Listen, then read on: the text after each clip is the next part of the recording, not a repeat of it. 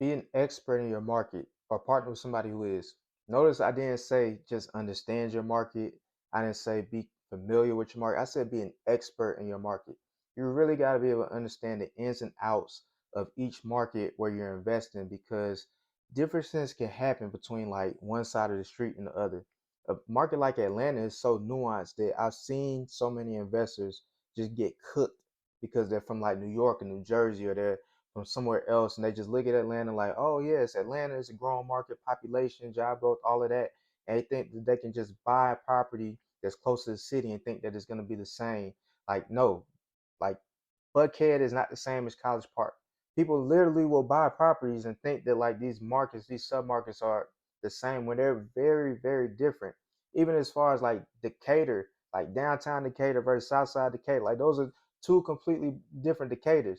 Like hood Decatur versus gentrified Decatur is like two completely different markets. You're dealing with a completely different tenant base and a completely different asset. As soon as you drive that, as soon as you drive down Glenwood and past Candler Road, like you're in another city. But a lot of people don't know that if they don't live here. So you got to really understand your market.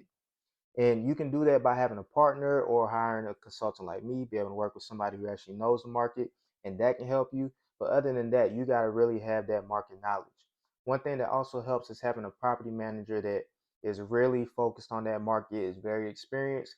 They can help you navigate the nuances of investing in one area. They can tell you a lot of the ins and outs of the market. But you yourself, as the operator, you need to have a good level of familiarity before you decide to invest in that market. You also want to know what's going on with local government. You want to go to economic development meetings, build relationships with the housing authorities and the people in the housing authorities. You want to really know what's going on and be on the up and up for new developments going on in the area or new things in terms of policy.